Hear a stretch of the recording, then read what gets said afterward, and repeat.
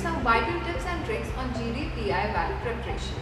So talking about GD, appearance for the day, especially for girls. So it is very important that the jacket and pants which you choose for the day is well fitted, and preferably it should be of solid color. Also, the makeup which you apply for the day should be very light, and ensure that the lipstick shade is nude or is translucent. Also, the earring which you keep for the day, it should not be large or long. Go for stud or solitaire.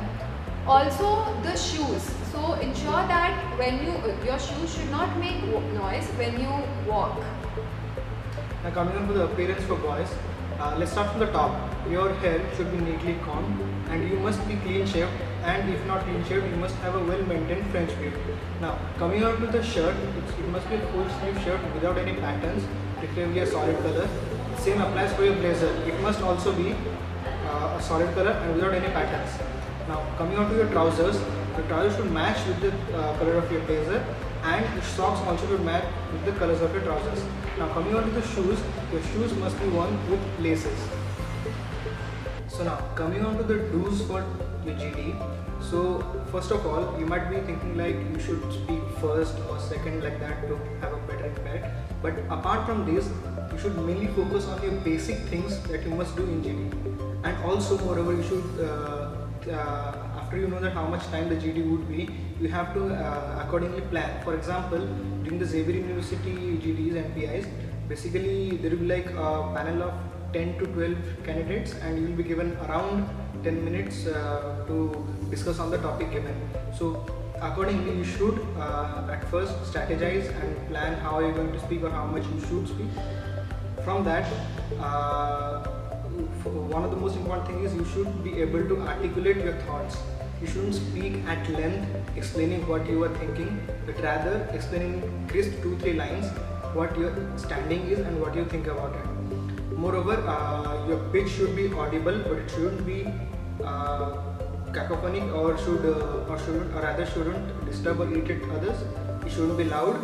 And apart from this, now take over the don'ts for the GD. Talking about don'ts in a GD, so you have to keep in mind that there will be 10 to 12 people competing in the same room.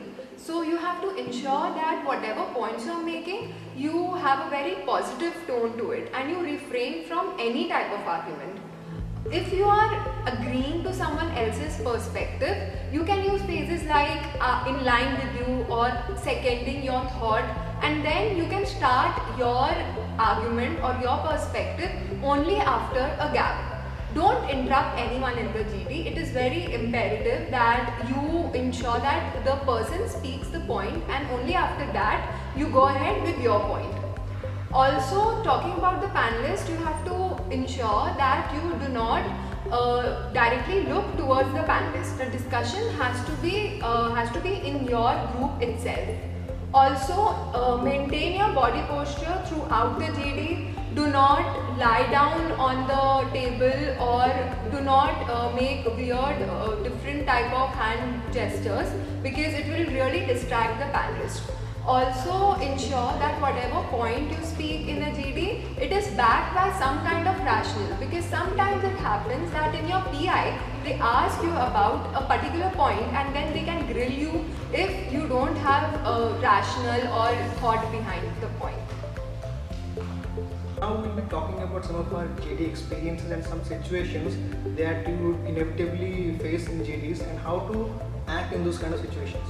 So for me, for example, my GD was around 7 minutes of GD, and we were like 12 people. So calculating from that, you would hardly get half a minute or little more than that to speak about your points and thoughts. So you have to divide your points equidistantly throughout the period of 7 minutes. Like you can't completely speak all your points at the beginning or middle at the end and remain or absent from speaking anything for the rest of the GD. So you have to interject at the right moments. You have to make your presence known to the panelists itself and other candidates in your GD group. Moreover, a lot of times you might face people who aren't unable to speak or who might not be able to enter at the right moment and put forth their thoughts.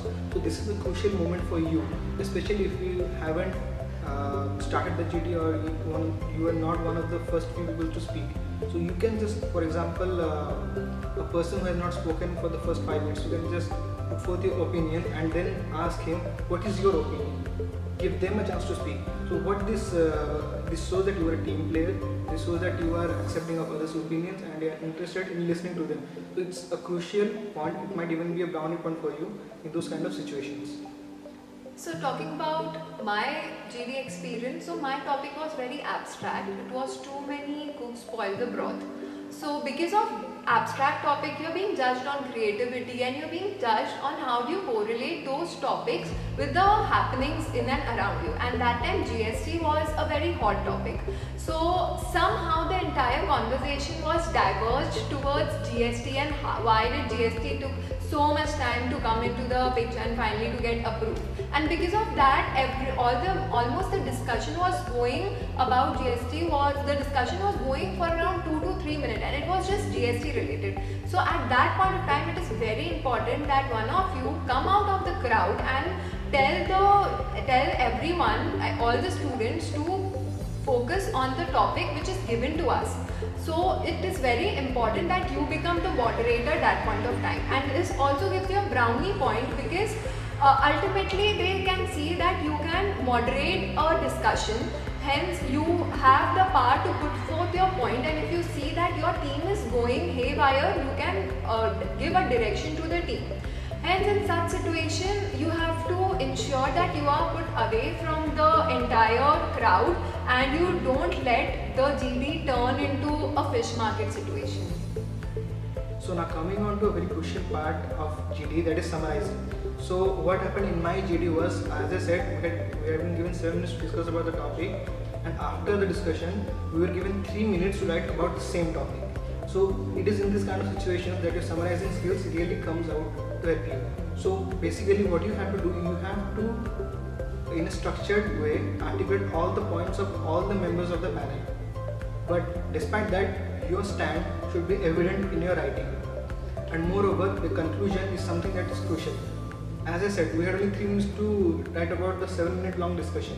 So my strategy in that case was, in the beginning I put forth my stand, I wrote about few opinions of others supporting mine and some against those. At the end, I focused 2 minutes of my writing time on the conclusion, because the starting and the end are the 2 most important parts of a written test or of an essay or something like that, which is evaluated, and a lot of judges put more effort in those portions. So this is where your summarizing skills will be quite essential.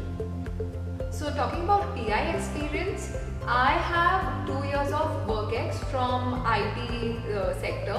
So most of my personal interview was around my work ex and how did I go about it, and what all challenges did I face in my working environment and how did I tackle it. And my personal interview went for around 30 to 40 minutes. There was a point of time, like in the end of 5 minutes, they did ask me some academic related question, but it was on the surface. So mostly they drilled me about my work experience and about few points which I made during my GD. So Mrinal, would you like to give some perspective on freshers PI, since you are a fresher? Sure, why not? So basically, unlike Priya's interview, which went on for 30 to 40 minutes, mine was compared to that, mine was quite short, about like 20-25 minutes. So basically, if you are a fresher, you would mainly focus on the knowledge that you have acquired while the preparation during the preparation of MBA. So basically, during that time, the whole PI of mine was focused on the paper of Richard Thaler that got the Nobel Prize during that time. So one of the interviewers had prior reading on that, so we had a discussion about 10-15 minutes basically on that. So this is where your hobbies and the things that you have read or learned recently comes into your favor, if especially you are a fresher. And apart from that, they will basically ask you questions about your hobbies and your interest, and basically that's all they would ask for a fresher. And it is just very simply these questions. They will continue on asking on that. Also, some common questions would be like why MBA, why HR, and for WorkX guys, it is very important that you know your organization chart very well, because that is something which they will ask you, and as HR managers, they would want you to know it very briefly and thoroughly. And especially if you are an engineer and a fresher, they would without doubt ask you question why from engineering to HR or engineering to MBA rather. So you must be well prepared with these answers. Well, your answers should be well structured and well articulated, which would really help you sail through the PI. So basically, if you are a fresher, most of the questions that the interview will ask you will be focused on your academics, your interest, hobbies, and recent general knowledge. For example, coming to academics, they would basically ask you what's your favorite subject in your graduation, and especially if an engineer, they might even ask you why MBA after doing engineering. And it's a very crucial question. It might be a bit cliched, but despite that, it's a quite crucial question. And your answer must be well articulated and well structured in these cases. Moreover, coming on to hobbies and interests, so any hobby or interest that you might have, you should be able to justify that why do you like this. Because in my interview, they asked me why do you like reading, like why do you like reading fiction, because that was my hobby. So I had to justify that why I prefer fiction to non-fiction, and from that we had a discussion of 2 to 3 minutes. After that, I had recently read an article about a paper of Richard Thaler that got the Nobel Prize, and one of the interviews also had done prior reading, and so we had a discussion about like 10 to 15 minutes basically on that itself. Even though I didn't exactly understand the paper, but I was able to convince him that yeah, I had gone through the paper once and I had a basic understanding of what it is about. And apart from this, some very common questions are why MBA and why your respective branch. So these things has to come from your personal experience.